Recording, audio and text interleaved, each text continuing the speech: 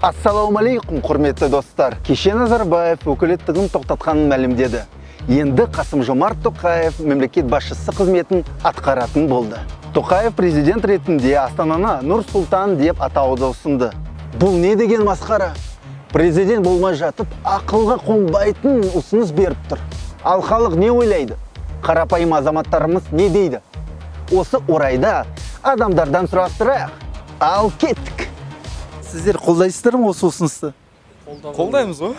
Нұрекеңнің айтқан заң ғой. Нұрекең айтқан заң авторы. Бізге ештеңе келіп те кетпейді, несі те кетпейді. Барып жүреміз ғой, тамашалап. Зато Нұр-Сұлтандар хайповый болады. 70%, я, наверное, против буду.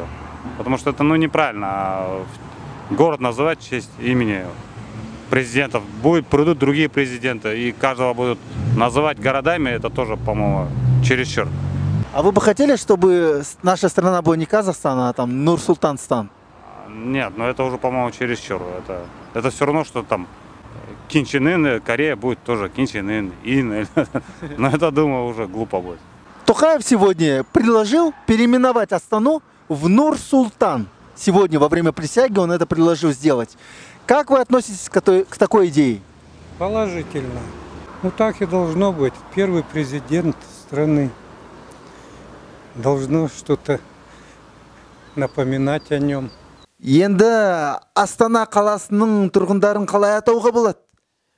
Нур-Султандықтар. Бір сөзбен айтқанда, орысша айтқанда, Нур-Султановцы, Нур-Султанчане.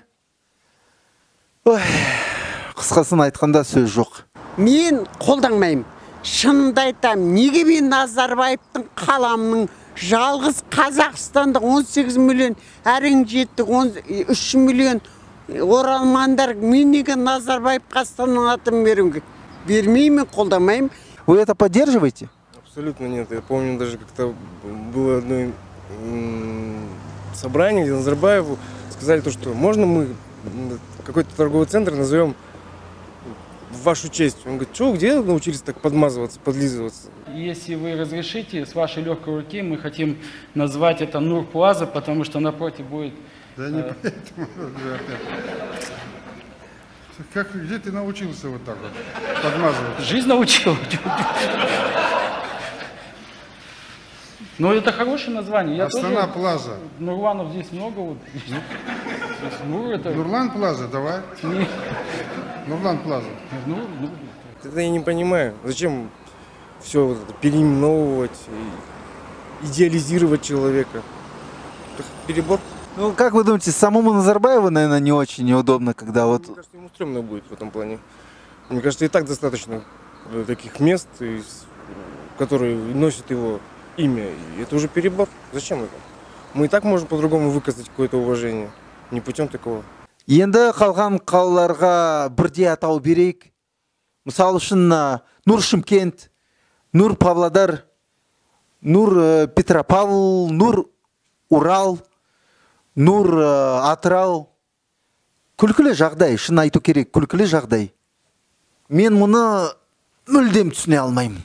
Какие сценарии вот у вас перед глазами по поводу ухода от Назарбаева в будущем? Что может произойти из худших ваших опасений? С худших далеко Назарбаев станет президентом. Мне кажется, это перебор будет. А почему? Ну, во-первых, это будет один и тот же человек, мне кажется. И не хочу, чтобы протеже был. Хочется, чтобы человек был с другой политикой немножко, с другим видением, который действительно мог опираться на народ, а не хапать все подряд. И мне кажется, и семья уже вполне достаточно насиделась на этом месте. Жалпылай алғанда Тоқаевтың берген ұсынысы маған ұнамайды. Неге десеңіз, өткені мен жеке басына табынушылыққа қарсымын. Өз басым Назарбаев мырзаға құрметпен қараймын. Бірақ Астана мен орталық көшелердің атаулары бір адамның атына өзгертулері дұрыс емес деп санаймын. Ал сіздер не ойлайсыздар? Тоқаевтың берген ұсынысын қолдайсыздар ма? Осы бейнероликтің астында өз ой пікірлеріңізбен бөлісіңіздер. Және де менің арнама тіркеліңіздер.